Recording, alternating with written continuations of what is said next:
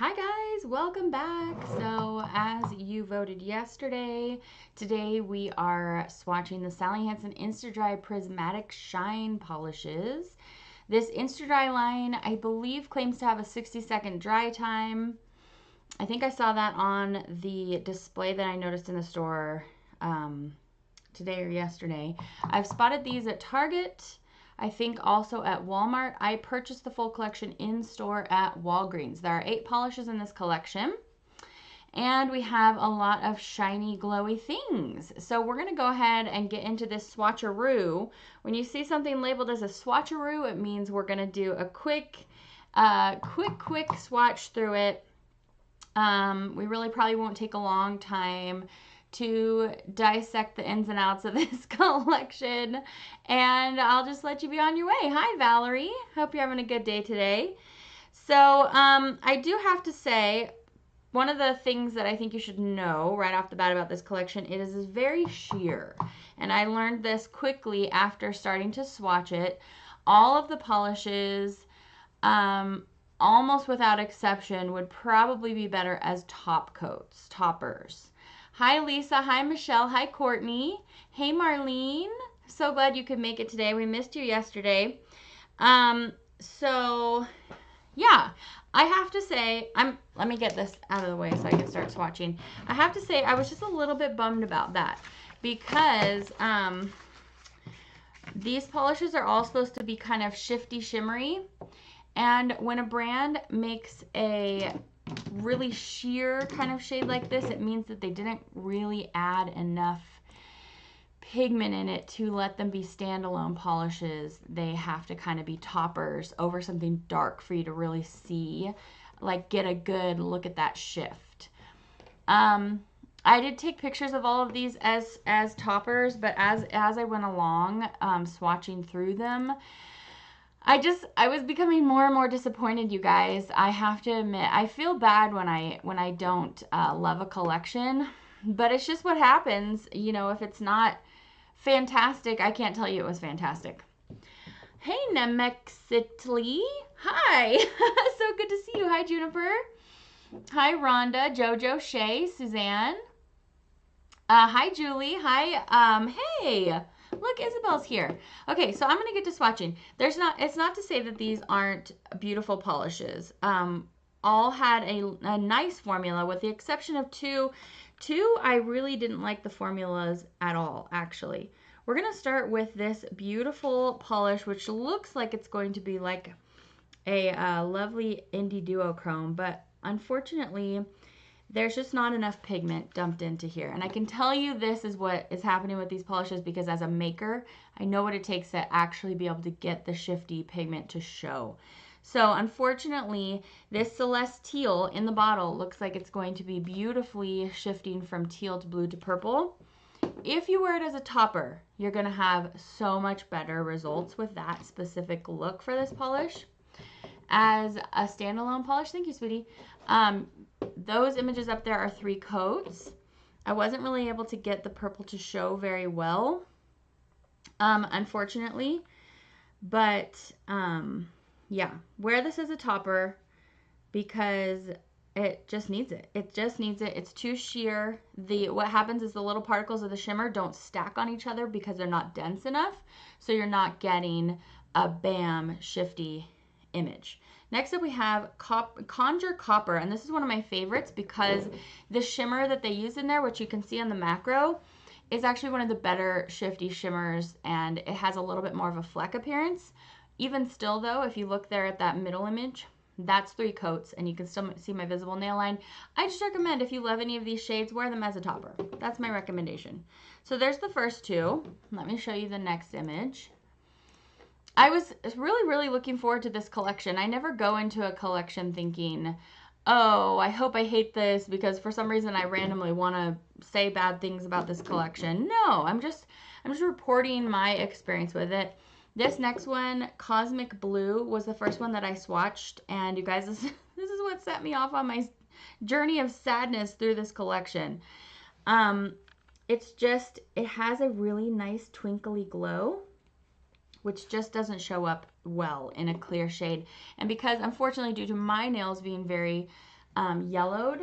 My daughter's texting on my phone, and oh, nope, that's not even my daughter. That's Stacy. Okay, there we go. My yellowed nails couldn't tolerate this polish as a wear alone. It just couldn't. So again, this one I would definitely recommend as a topper shade. And in when I try to take pictures of the shift goes blue to purple, and it's in this beautiful little iridescent glitter and a little micro flaky shimmer, which is lovely that they're using these components, but it's just not shifty enough. I wanted it to be shiftier. I wanted it to have a better effect. So definitely I recommend this one as a topper. That's Cosmic Blue. And I think the story is that you can get a lot better elsewhere. I appreciate that they're giving a stab at it, but I know that the reason why these aren't shifty enough is because they were wanting to cut costs. Because I know how much it costs to purchase effective components. And I think over the years, reviewing nail polish for so many years now, I just get a little bit irritated when a brand chooses to not use effective components because they want to cut costs. That's just my opinion. That's just my opinion. But I was bummed about this collection, guys. I'm going back to this image because we're going to do a second coat of each of these. So this is Celes-teal. Again, if you don't have a beautiful indie duochrome, multi-chrome that shifts between teal to blue to purple, which there are many, many out there. If for some reason you don't have one from an indie brand and you really want to pick this one up, just put it over a black. I swatched a lot of the polishes over this dark blue from Zoya. This is Nisha. Put it over a dark blue, a dark purple. Put it over a black shade. You're just going to have a much lovelier time. Now, I don't know anywhere if this was suggested as a collection full of toppers. I really don't know.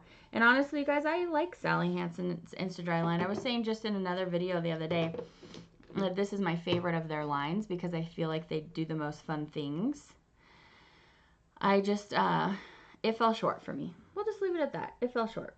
So, here is Cosmic Blue. And this one is lovely as a topper. I really like the glow of this one as a topper. Glow Getter is the one that I bought twice and sent one to Isabel because this is so beautiful in the bottle that I was like, oh my gosh, dying, need this. And this does have a lovely kind of abalone, shell, oyster kind of glow to it. This one's really pretty too. The photo that I have for you kind of does my best to capture the gold shift, but I took about 100 pictures of that, and that bottom right one was the best one that I could get to get that glow, that gold glow that you can see in the bottle to show. It just wasn't showing on my nail. What I'm saying is that, oh, Lisa, I appreciate that. I appreciate that. Yeah, so you could definitely also wear this over something, although this is one of the more fine, denser shimmers, in fact, and so as a topper, it may not work super well. It's probably going to cover up your base polish a lot, but you could try it. If you've already purchased these, I'm not saying that these are horrible, and just wear them over something dark. I think you'll like it better. I'm just taking those four first off, but the reason I started this channel, years ago when I did, was because I didn't see anybody live swatching these, drugstore collections. A lot of the mainstream collections weren't being live swatched either, but certainly collections that weren't being sent out to people for PR ahead of, whatever PR schedule, they weren't being swatched. So I would go to the drugstore and be like, oh, these look so beautiful. I wonder how they swatch. And that's kind of, this video is the perfect example of why I started this channel, because if I were a viewer watching this, I'd be like, not my jam. But now I know. So, hi, Sarah. Hi, Diana. Hey, Simply Angelique. I don't have a March polish this month. I somehow let it slip and I missed the sign up date. I'm just not even gonna front with you guys. Look now let's look at some gorgeous mainstream polish. This Zoya Nisha, I have her on my desk because I use her a lot for swatching because she's a super dark purple. And this is the same as like swatching over a black. I just, I love purple polish. So I'm going to put this on because the one polish in the collection that is definitely a topper, Moonstone, because, you know, it has an absolutely clear base. We're going to swatch over this. But I would almost just wear all of them like this. Look at that gorgeous polish. That is what I'm talking about. Okay, so Moonstone, we're going to swatch it in just a second. This is an example, this iridescent micro glitter. This is what's in half of the collection. The shimmers, the jelly shimmers have this component in it, this exact component. So that cosmic blue, and then the next two that we're going to swatch, these next two that we're going to swatch, were my least favorite. I had problems with these polishes. Now let me tell you why. Pink Aurora and Purple Prism, and I'm so sad because Purple Prism, I was really, really looking forward to this. These have a gummy jelly formula that when you're trying to build them up, if you're not wearing it as a topper, it's like a miserable experience. And I'm sorry to have to tell you that. And maybe your bottle of it is different than mine. One coat is fine. But as soon as I tried to go in for that second coat to build this up, and it's beautiful. It's a really lovely fuchsia with some twinkling purple to pink, and it has the little micro flaky shimmer. It's beautiful, but as soon as I tried to go in for the second coat, it gummed up. Basically, the second coat stuck onto the first coat. It doesn't have a 60-second dry time, that's for sure. And I was going to need to wait for like 5 minutes in between coats because it just stuck onto it, and then it clumped, and it made a swatching mess. So unfortunately, Pink Aurora and Purple Prism were not my jam. You watched WWE Raw last night. Drew McIntyre and Sheamus ran at each other with steel steps, and their heads collided with the steps. Oh my gosh, Sarah. Where was I? I was in a furniture store over the weekend, and they had WWE on the TV, and I couldn't, like, look at it. I was so, I feel like you might have to get desensitized to that kind of thing, because I had a really hard time watching people elbow each other in the face. I couldn't. I just haven't been exposed enough to it. Okay, most opaque shade in the collection. Very beautiful. However, last up, this is the Future Is Fuchsia. You probably have something like this. I bet you that you have a shade from OPI just like this, because what it is it's a beautiful fuchsia with a kind of very, very fine satiny glow that is shifting like slightly purple to blue. And I feel like in the OPI Tokyo collection, they had a beautiful polish in that collection just like that. And I think that they also released another one since then that was pretty similar. So if you have that, but this ended up being my favorite formulated polish out of the whole collection, this pink here. And it's probably because red pigment is the most opaque. So you're going to actually get a little bit better swatching experience out of that than the rest of them. Let's go in and look at Moonstone. I also do like Moonstone. Use Mini Insta-Dri for stamping and it works fairly well. Their creams, Lisa, are, I mean, you guys watched my Mentos video. Their creams are fantastic. I just wasn't a fan of these jelly formulations. I just have to be real about it. So this Moonstone is another one that I might pick up if I were gonna snag a couple. I might snag this Moonstone if you don't have anything that has like a really small iridescent micro glitter in it. However, that being said, this is the maker in me that just has to tell you this is like the cheapest product that they could put into this polish to make it have a somewhat iridescent experience. This is like the very cheapest thing.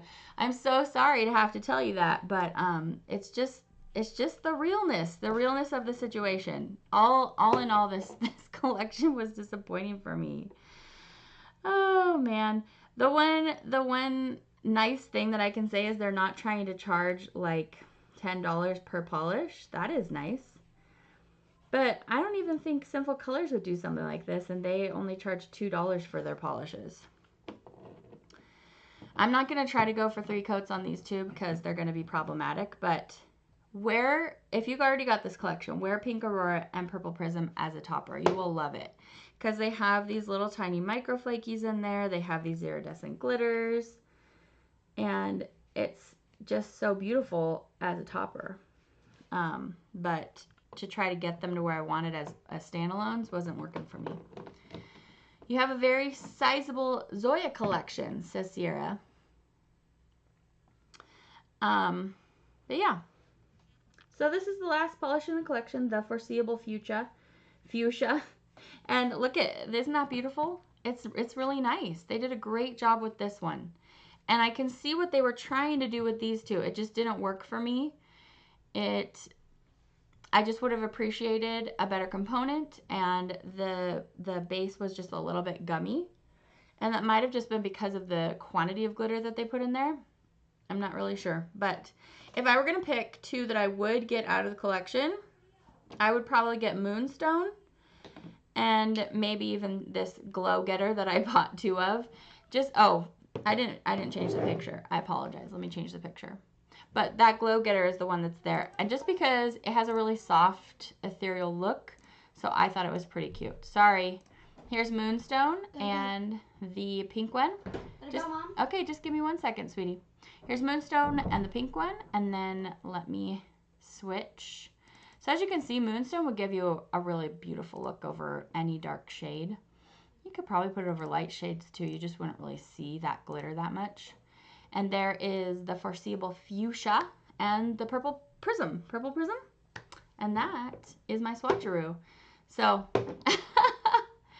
you have and enjoy purple and pink glittery polishes and Moonstone. Perfect. Sherry had a little bit different experience than me. I just was trying to see how these could build up and not say these are only top coats. So I was trying to really play with them, and for me, they just don't really work that well as standalones. I would use them as toppers. So I think that's the reason why I maybe had a less nice experience with them. And also because I bring the maker background to things, and so I look at the components that are used, and I know what price points are on things. So it gives me a little bit different of a viewpoint as well. So anyway, you guys, I hope you enjoyed this Swatcheroo. We'll be back with some indie products tomorrow, but you guys, I ordered so many things to review for you, which I'm so excited to swatch. I have the KV Shimmer new collection. I have the Iceland collection from Polish. I have the new ILNPs. And, the Color Club Boardwalk collection came in. And there's one more that I'm forgetting. But I gotta run.